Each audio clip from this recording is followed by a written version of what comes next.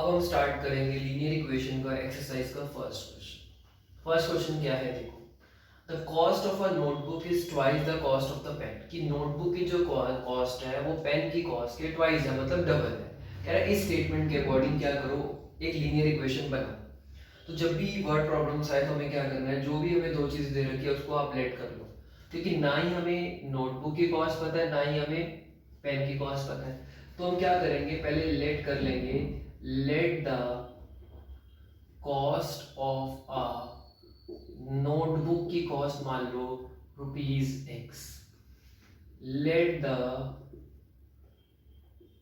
Cost of a pen be ₹Y, right.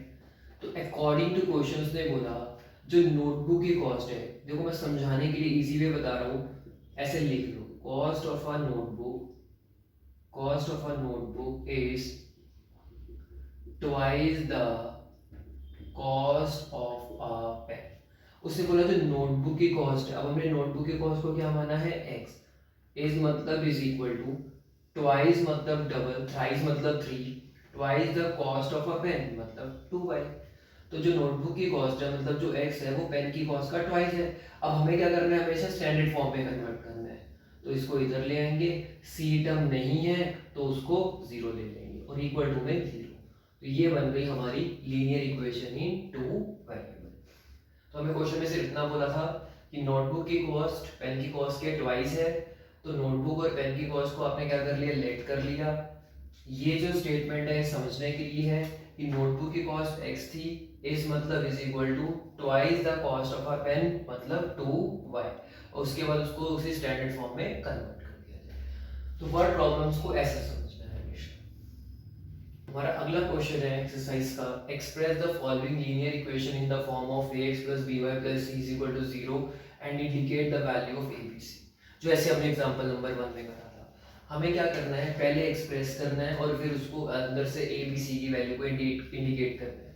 तो इस question का हमारा फर्स्ट पार्ट है 2x plus 3y is equal to 9.35 बार। अब इसके बार का मतलब कोई मैटर नहीं करता, ये बार मैटर नहीं करता हमारे लिए। इसमें हमें कोई हमें कुछ सॉल्व नहीं करना, सिर्फ एक्सप्रेस करना है। तो बार हो पॉइंट में हमें कोई मतलब नहीं, हमें तो सिर्फ शिफ्ट करना है।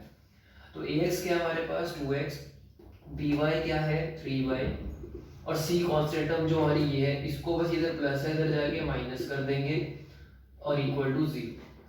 और उसके बाद a b c की वैल्यू को इंडिकेट कर दो। जैसे a की वैल्यू है 2, b की वैल्यू है 3, c की वैल्यू है -3.5।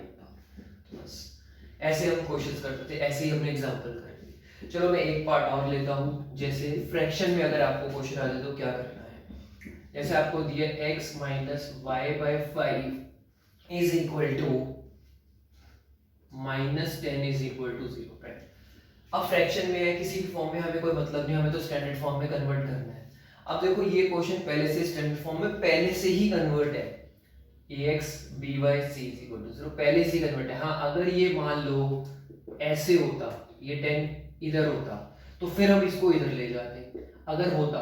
बट हमें जो दिया हुआ है वो पहले से ही कन्वर्ट करके दे रखा है, तो सीधा ही a की वैल्यू इंडिकेट करो। a की वैल्यू क्या है 1, मतलब x का कोएफिशिएंट क्या है 1।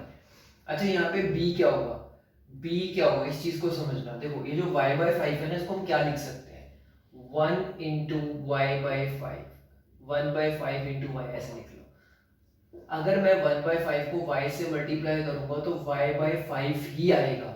इसका मतलब एक तरह से y का जो कोएफिशिएंट है वो 1 by 5 है, तो यहाँ पे y का जो कोएफिशिएंट है वो -1 by 5 है, क्योंकि साथ में क्या लगा हुआ है माइनस।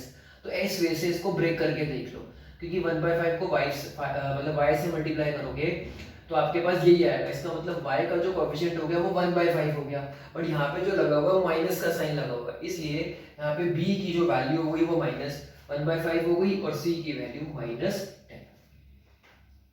फ्रैक्शंस में आए, डेसिमल में आए, जिस मर्जी फॉर्म में आए, हमेशा जो क्वेश्चंस करने हैं वो आपको ऐसे ही करने हैं। चलो अब हमारा जो अगला पार्ट है वो है सेम ऐसे ही। देखो हमें ax plus by की फॉर्म में कन्वर्ट करना है, ये 6 प्लस इधर जाके माइनस हो जाएगा, तो बस ये कन्वर्ट हो गया। उसके बाद a की वैल्यू -2, b की वैल्यू 3 और c की वैल्यू -6। इस वजह से हमें क्वेश्चंस को करना है। चलो अगला पार्ट देखो, हमारा अगला पार्ट है x is equal to 3y। अब देखो बिल्कुल इस फॉर्म को याद रखो, ये x है, x 2y, ये आपकी फॉर्म माइनस 2y। अब वही c पार्ट नहीं है तो मतलब 0। तो बस ऐसे कन्वर्ट करते जाओ और a b c की वैल्यू को इंडिकेट करते जाओ। a की वैल्यू क्या होगी 1, क्योंकि x का कोएफिशिएंट कुछ नहीं है तो मतलब 1, और b की वैल्यू क्या होगी -2, और c की वैल्यू क्या है 0। तो इस वे से हम क्वेश्चन को करते चले जाएंगे। अब जैसे हमारा जो अगला पार्ट है वो देखो, 2x is equal to -5y, right. अब ये -5y है तो इधर जाके प्लस हो जाएगा, c टर्म फिर नहीं है तो मतलब 0। फिर वही a की वैल्यू 2, b की वैल्यू 5 और c की वैल्यू 0।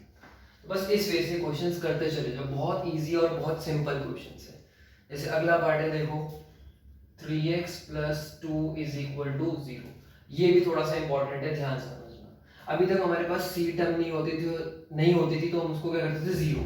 अब यहाँ पे कौन सी टर्म नहीं है, देखो ax वाली टर्म है, c टर्म है मतलब कांस्टेंट टर्म है। अब बीच में जो by वाली टर्म है देखो वो नहीं है, तो जो टर्म नहीं है उसको 0। लेकिन यहाँ पे हम क्या करेंगे, y को 0 से मल्टीप्लाई, क्योंकि x की वैल्यू दे रखी है तो y को 0 कर देंगे। तो 0 into y plus 2 is equal to 0। इस चीज का ध्यान रखना, वेरिएबल के साथ तो आपको 0 लगाना पड़ेगा। अगर y नहीं है तो y को 0 से मल्टीप्लाई करो, constant term as it is. अब a की वैल्यू क्या आएगी 3, b की वैल्यू क्या आएगी 0 और c की वैल्यू क्या हो जाएगी 2। तो इस वजह से आपको y minus 2 is equal to 0। अब देखो इसमें कौन सा वेरिएबल मिसिंग है, x। तो x को 0 से मल्टीप्लाई कर दो, y एज इट इज रहेगा और ये 2 एज इट इज। मतलब जो सा वेरिएबल नहीं है उसको 0 से मल्टीप्लाई कर दो, तो a की वैल्यू 0 हो गई, b की वैल्यू है 1 क्योंकि y का कोएफिशिएंट 1 है, और c की वैल्यू -2। तो बस ऐसे आप स्टैंडर्ड फॉर्म में कन्वर्ट करते जाओ और abc की वैल्यू को इंडिकेट करते चले जाओ, ठीक है। अब इस क्वेश्चन का जो आखिरी पार्ट है वो है हमारे पास 5 इज इक्वल टू 2x। अब देखो 2x है, y नहीं है तो y को 0 से मल्टीप्लाई कर दो, और जो हमारी c टर्म थी वो इधर थी तो वो इधर जाएगी माइनस हो जाएगी। तो a की वैल्यू क्या हो गई 2, b की वैल्यू क्या हो गई 0 और c की वैल्यू क्या हो गई -5। इस वे से हम क्या कर सकते हैं, क्वेश्चंस को सॉल्व कर सकते हैं। तो ये थे हमारे एक्सरसाइज के 2 क्वेश्चंस, बहुत सिंपल क्वेश्चन थे जिसमें हमें एक्सप्रेस करना था और एबीसी की वैल्यू को इंडिकेट करना था। तो इस वे से आप अपनी एक्सरसाइज और एग्जांपल्स को कवर अप कर सकते हैं।